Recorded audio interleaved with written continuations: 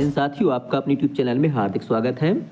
साथियों, आज हम आगामी माह में आयोजित होने वाली उत्कृष्ट विद्यालय या कहें एक्सीलेंस स्कूल और जो मॉडल स्कूल की प्रवेश परीक्षा है उसको लेकर जो महत्वपूर्ण प्रश्न है उन पर चर्चा करेंगे। ये जो प्रश्न हैं आगामी परीक्षा को लेकर बहुत ही इंपॉर्टेंट हैं और इनसे परीक्षा में सवाल पूछे जाने की संभावनाएं अत्यधिक हैं।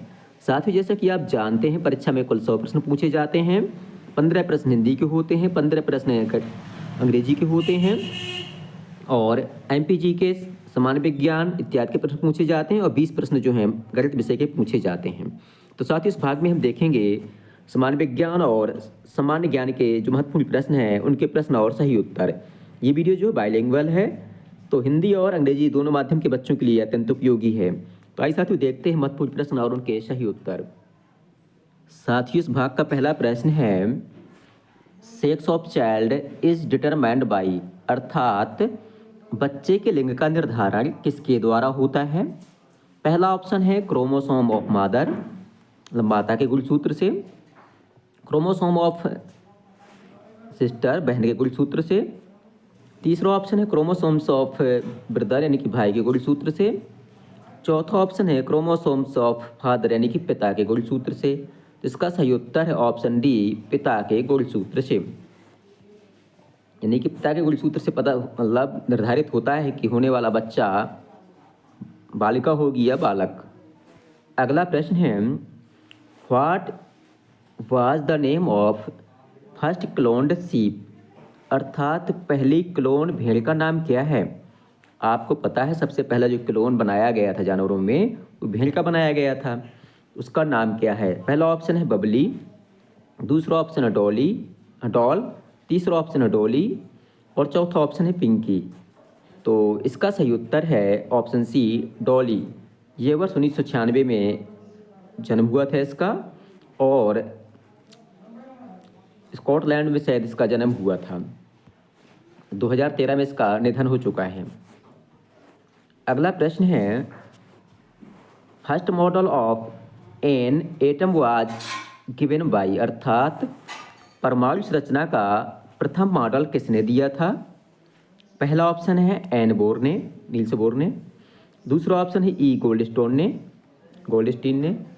तीसरा ऑप्शन है रदरफोर्ड ने। चौथा ऑप्शन है जे थॉमसन ने।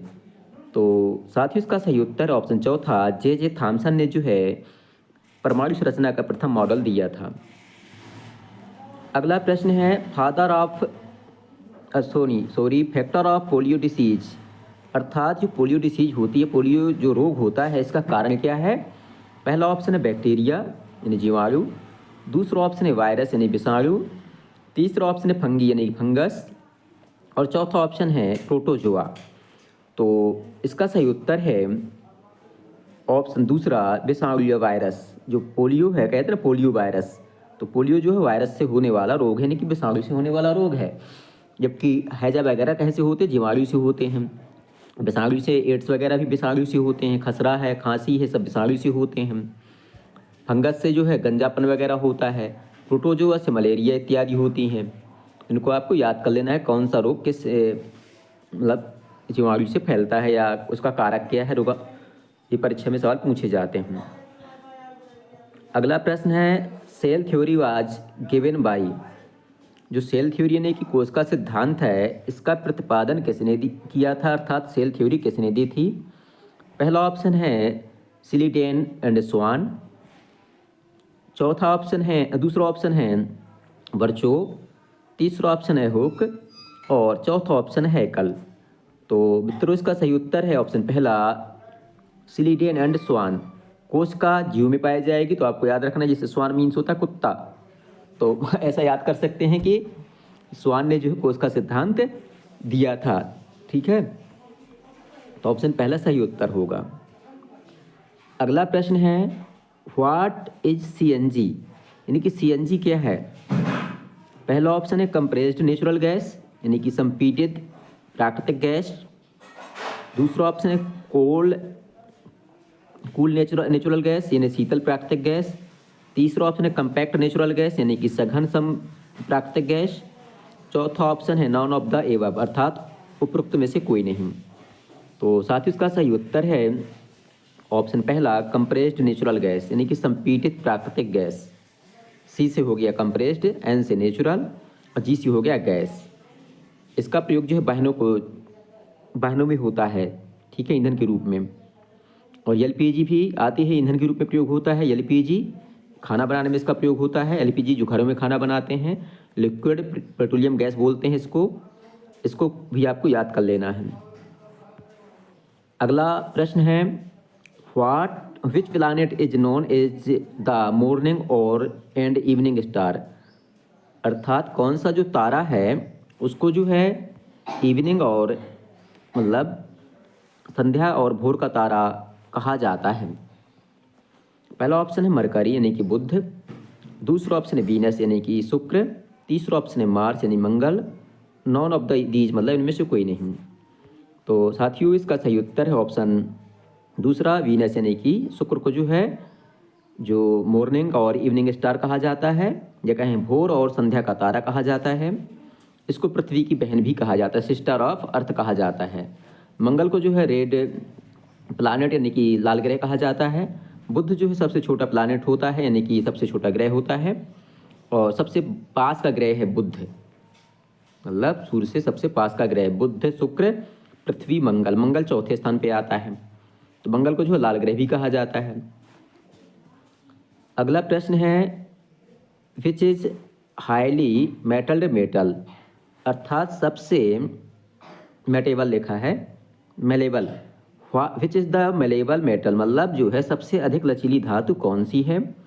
पहला ऑप्शन है गोल्ड यानी सोना, दूसरा ऑप्शन है कॉपर यानी कि तांबा, तीसरा ऑप्शन है एल्यूमिनियम, चौथा ऑप्शन है ग्रेफाइट।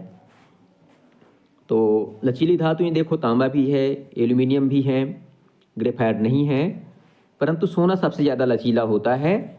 तो यानी कि इसके तार जो बनाए जा सकते हैं, इसको मोड़ा जा सकता है, बहुत पतले तार इसके बनाए जा सकते हैं, और सबसे लचीली धातु सोना ही है। तो ऑप्शन पहला हमारा सही उत्तर है, सोना यानी कि गोल्ड हमारा सही आंसर है। अगला प्रश्न है how many image will formed when two planes mirror are placed parallel to each other, अर्थात जब दो समान दर्पण एक दूसरे के सामने रखे जाएं, जैसे एक दर्पण यहाँ रख दें और एक दर्पण यहाँ रख दें, इसके बीच कोई ऑब्जेक्ट रख दें, कोई वस्तु रख दें, तो कितने प्रतिबिंब बनेंगे, कितने इसके चित्र बनेंगे, ये पूछ रहा है। पहला ऑप्शन है 2 यानी कि 2, दूसरा ऑप्शन है इन्फिनाइट मतलब अनंत, तीसरा ऑप्शन है 1 यानी कि केवल 1, और चौथा ऑप्शन है 4। तो साथ ही इसका सही उत्तर है ऑप्शन दूसरा अनंत। इसके बहुत से चित्र बनेंगे, आप जो घर में रखकर देख भी सकते हैं। तो इसका सही उत्तर ऑप्शन दूसरा इन्फिनाइट यानी कि अनंत चित्र बनेंगे। अगला प्रश्न है the coloured part of eyes is called, जो आँखों का रंगीन भाग होता है उसे क्या कहते हैं। पहला ऑप्शन है प्यूपिल यानी पुतली, दूसरा ऑप्शन है आइरिस यानी कि परितार्किका, हिंदी में बहुत कठिन नाम है ये, तीसरा ऑप्शन है कॉर्निया, चौथा ऑप्शन है रेटिना। तो साथ ही इसका सही उत्तर है ऑप्शन बी आइरस। जो आँखों का रंगीन भाग होता है उसको आइरस यानी कि परितार्किका कहा जाता है। तो मित्रों इस भाग के ये प्रश्न पूरे होते हैं।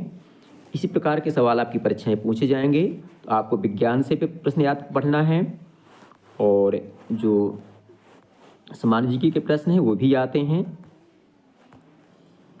और एमपी जीके के प्रश्न भी परीक्षा में पूछे जाते हैं।